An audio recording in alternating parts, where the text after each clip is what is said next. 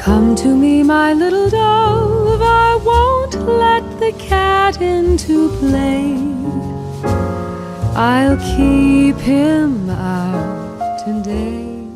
Welcome to a new edition of the Neon Jazz Interview Series with New York City jazz singer Hilary Gardner and drummer Charles Ruggiero. They opened up at length about their new 2019 CD release on the SmallsLIVE label. It's a homage to the bird and the bee. It's a smart, playful, and swinging album, and it's unabashedly jazz-rooted, and it's a tribute to one of the 21st century's most compelling pop songbooks of the LA-based band era, The Bird and the Bee. This very talented pop duo is helmed by Greg Kurstin and Inara George. The Bird and the Bee made their recording debut on Blue Note Records in 2006, delighting mass audiences and musicians alike. Their album is an ultimate respect to this act, and it's a very good one. We talked about that and much more. Hilary, Charles, thank you for taking a minute out for Neon Jazz. I'm very excited to talk to you about The Bird and the Bee, everything that led up to it, your relationship musically that's led to this project. So thank you for being a part of Neon Jazz today. I appreciate it. Well, thanks for having us on. Yeah, thank you. Absolutely. So I've had a lot of time to really wrap my ears around this album.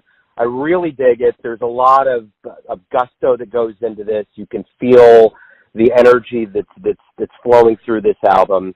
You start with the Meteor and you end with the 4th of July. So I would say with just those two alone, those should give you kind of a metaphoric look into kind of the power that's going into this album. So what I want to know before we get into this album is, how did you two galvanize this musical relationship that you have? Well, we met a long time ago. 12 years ago, Charles? 13 years ago? Yeah, it had to have been in 2007 because it was, or maybe 2006. Yeah, 2006 or 2007 because it was right before I left. Right. It wasn't long before I left for Los Angeles the first time. Yeah. Yep. And we had a ton of mutual friends and we met, although did we talk about The Bird and the Bee then? I'm not sure. We were just kind of on the scene together, but it did emerge that we had this shared love for The Bird and the Bee, who are pretty new on the scene. I think their first record had just come out on Blue Note Records that year. And yeah. We both were big fans. Yeah, I now that you mention it, it's I think I met Hilary right about the time that I met The Bird and the Bee musically. Because that was again in 2007. I had moved to Los Angeles to join a group out here, and it was getting ready for that tour that I first heard the band. So I must have met Hilary, and then within 6 months heard The Bird and the Bee for the first time. And I'm not sure when we sort of discovered. I'm not sure when we discovered that we had this shared love for it, but I know that it was pretty early on because I heard the band and I was literally telling everyone I knew, singers specifically, about this new group. That's pretty profound to have a group that brings this much gusto into making this album and in general. So what is the power of this band in your surmise that makes them so worthy of not only you making an album, but of how good they are as musicians? Well, I think they do this very rare thing where these songs they're hooky and they're funny and you can dance to them, and they're this really kind of sugary, light, fun music that's very easily digestible. But then when you start actually taking a closer look, listening a little bit deeper, the architecture it's incredibly sophisticated. The harmonies are surprising. The melodies, even though they are earworms, when you actually go to sing them, they are not easy melodies to hear or to sing. Inara writes these incredibly witty, often like really profound and touching lyrics, and so there's a lot happening kind of just beneath the surface, and so it's that incredibly unusual ability to sort of appeal to the masses, but then also have this really sophisticated musical structure that musicians get really excited about as well. Yeah, I think it's very close to, I always equate it to sort of like Steely Dan. People, you know what I mean? It's music that is like Hilary said, easily digestible and kind of just hits you where pop music is supposed to hit you.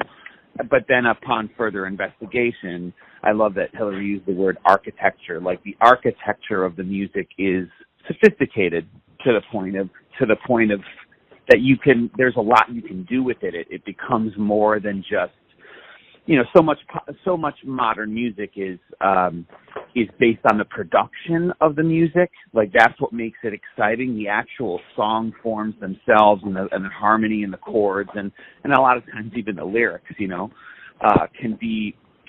not have too much depth, So they rely on production to be the thing that makes it accessible for you. Whereas this music, although the production is fantastic, astonishing, yeah, a really fantastic production, but the songs just on their own, like, you could play these songs on an acoustic guitar and they would, and you could do that too. You know what I mean? That's what made me sort of think, like, God, we could do something with this. Like, this would make a great jazz record, and that's really kind of how it got born.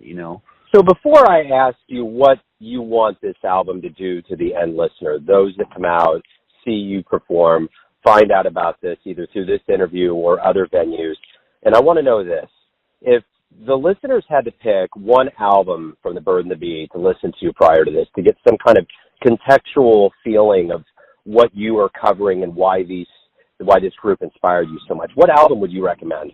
I mean, I would actually just recommend the first one. I mean, I would recommend any of them because they're all great.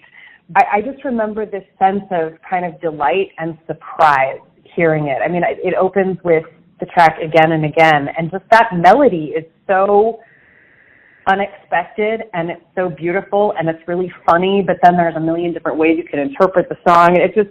It really highlights, the whole record just highlights everything that makes them such an incredible songwriting pair, and the production is amazing. But any of them, Ray Guns is I think that was their sophomore effort. That's really great.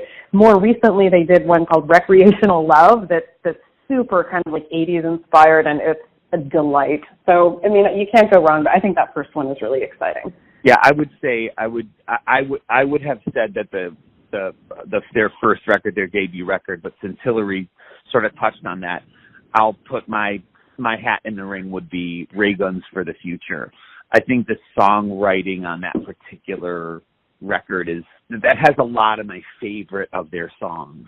So what do you want the listener to get from this? What do you think, Charles? I want them to get what I got out of listening to the Bird and the Bee.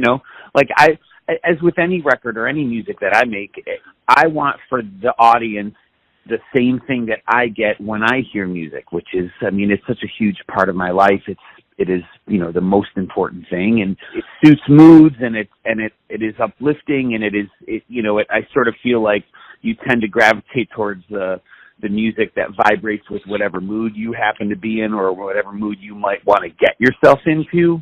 And so, I mean, the joy seems sort of a trite thing to say, but the joy that I get through music and that I see other people get through music is so profound that that's all I ever really want to do is do the same thing for someone else that the Bird and the Bee or Led Zeppelin or Charlie Parker, like that, and what that music does to me is just, I mean, that's always what I want to do, is pass it on, What did you discover about the band that you didn't know before when you went in to record this? What during the process of recording this, maybe did you discover that you didn't know or feel or understand about their music? What I discovered about this group, what I discovered about the Bird and the Bee from when we started till now is that Inara George is the nicest person in the world. We've gotten a chance to know Inara through our own musical adventures and through this record, because of course we contacted her to sort of get her blessing and whatnot, and I've had the chance to see her a bunch and meet her and talk with her a bunch, and she's just an absolute angel. She's like outside of being a really an elite level singer and talent and songwriter, she's just an absolute wonderful human being. For me, I think lyrically, just getting the chance to explore these tunes and in such a pared down way, even though I was already very familiar with the lyrics, what I kind of discovered, and I think this is the greatest mystery and accomplishment of all the great songwriters, is that you take something that can be very simple, just like one line of a lyric, and depending on how it's phrased or where you're coming from, there's so many different layers of meaning that are possible, and it was really fun to kind of play with that and to just find even more ways that these songs can kind of resonate with anyone's experience. And that's the mark of a really, really great songwriter, where something that is at once intensely personal can be universal. So I definitely was able to pull back the curtain on that a little bit more by actually singing these songs. So what has the bird and the bee said about this recording? What's been their reaction? Do you have the quote, Charles? Inara gave us a really great quote. Inara George, who's, of course, one half of the bird and the bee, Greg Kurstin is the other half. She said, Greg and I are very familiar with how much work it takes to cover an entire record's worth of music by another artist. It takes a great amount of care and respect for the artist you are covering. So when I first heard Charles Ruggiero and Hilary Gardner's record, I was blown away. All the players are obviously insanely gifted. I was beyond flattered, and I had so much fun hearing how they had interpreted our songs. It was a real pleasure to hear and a great compliment for which we are very grateful.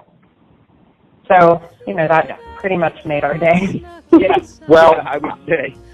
I think so, and I think that's probably the most appropriate way to wrap everything up. I think you've given me a great expose and the listeners into this album. I'm looking forward to spinning it on the program. So thank you for taking time out. Thank you for the music. I appreciate it. Thank you so much.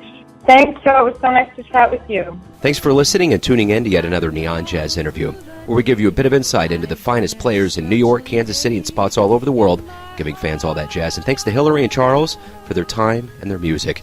If you want to hear more interviews, go to Famous Interviews with Joe Domino on the iTunes Store.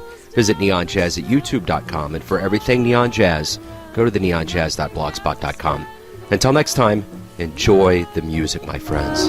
All the rest are forgotten.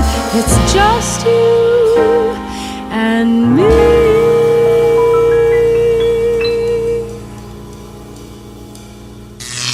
Neon Jazz.